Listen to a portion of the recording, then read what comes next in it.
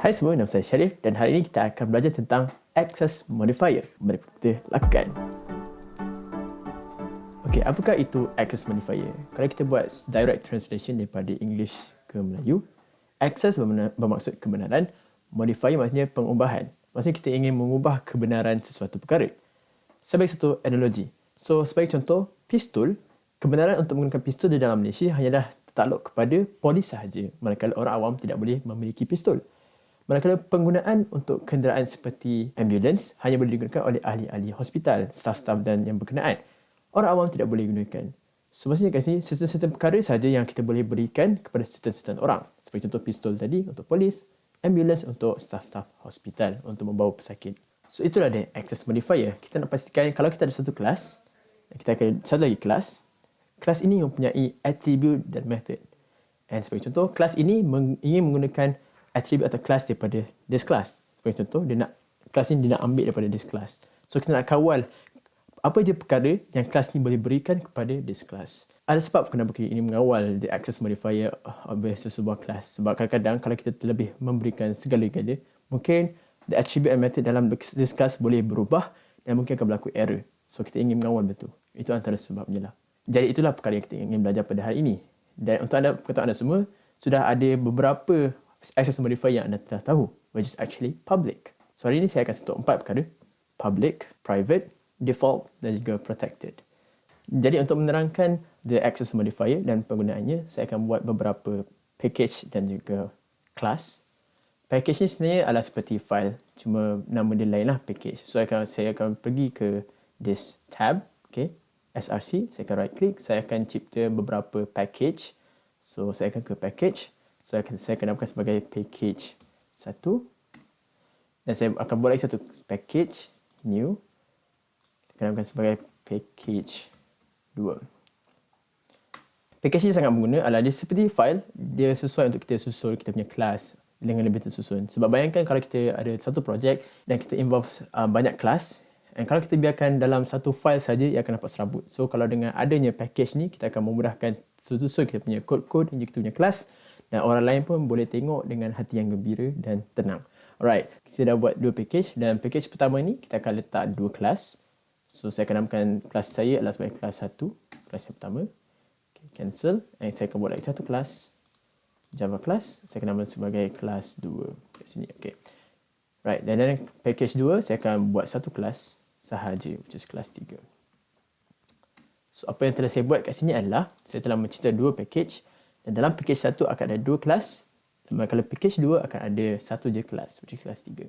So, dekat sini saya akan tunjuk kebolehan access modifier yang kita ada. Kelas 1 di mana kita akan letak semua kita punya attribute dan method yang akan diambil ataupun digunakan oleh kelas 2 dan kelas 3. Okay, so pretty cool. So, mula-mula kita akan buat satu attribute sahaja. Satu attribute kita namakan dia sebagai nama. And kita letak dia sebagai Syarif kat sini.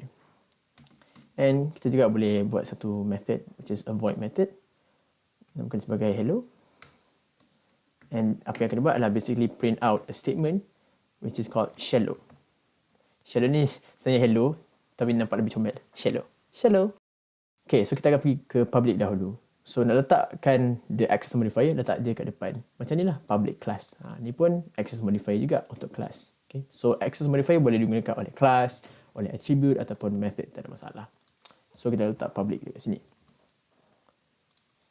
So, the idea behind public is sesiapa saja boleh gunakan this attribute dan method daripada kelas 1 ini. Sebenarnya kelas 2 ni, so kelas 2 ni berada di package yang sama dengan kelas 1.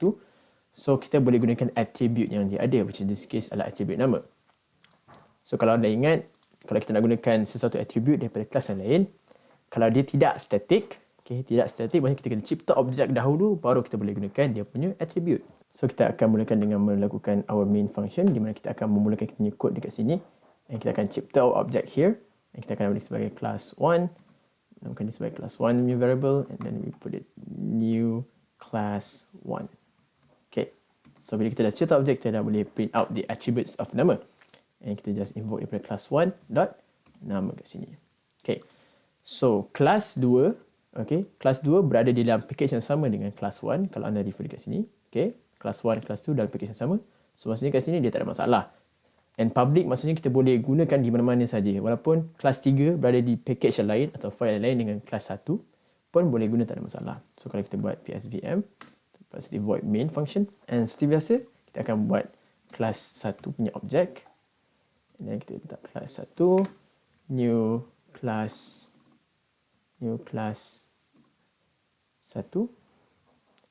Okay. And jangan lupa untuk import the package supaya kita boleh gunakan import class. Okay, import package 1.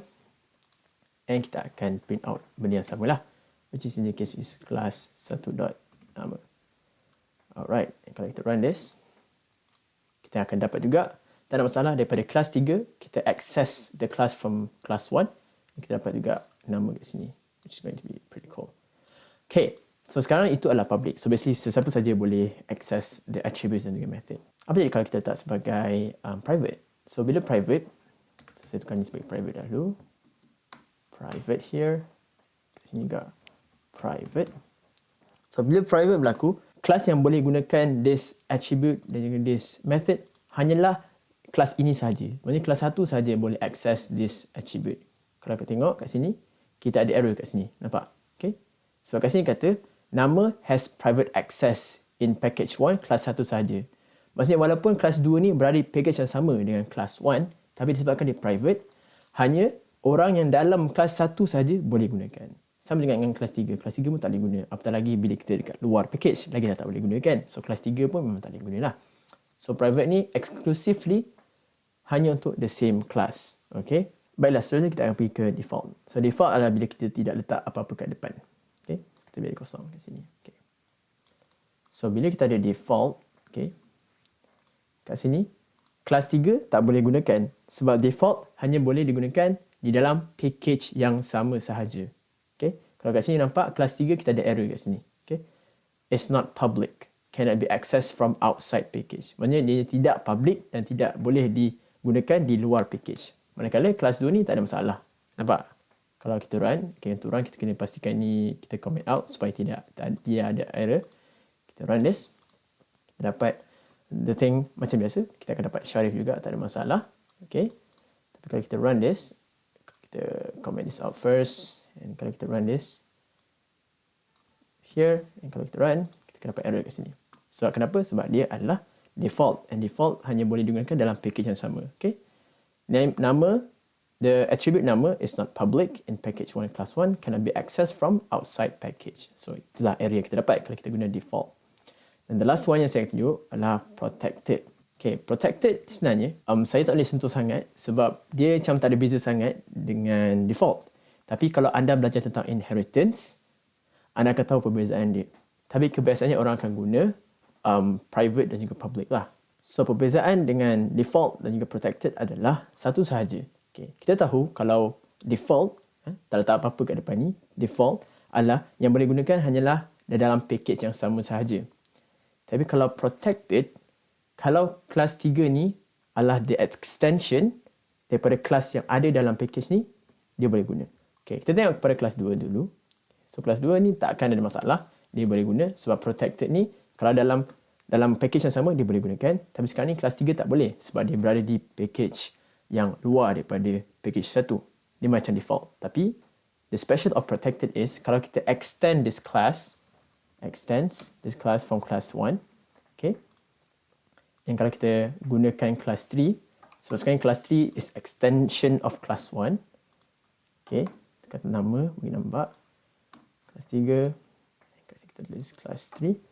Kalau kita run this code, kita run kat sini, run class 3.main, kita akan dapat share juga.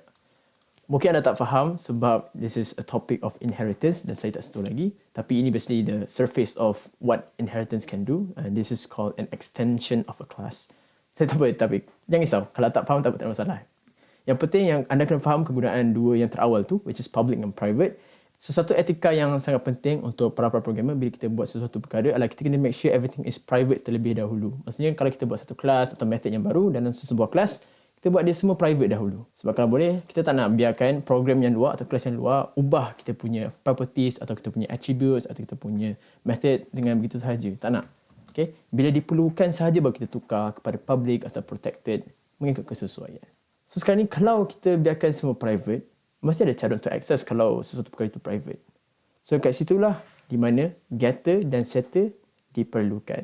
Okay, dan itu kita akan bincang di video seterusnya, tak masalah. Baiklah, itu saja. So harap anda faham tentang access modifier. So digunakan untuk memastikan sesetengah perkara atau sesetengah kelas saja boleh menggunakan atribut automatic kelas yang lain, yang akan membuatkan kita punya kod lebih terkawal dan juga lebih selamat lah.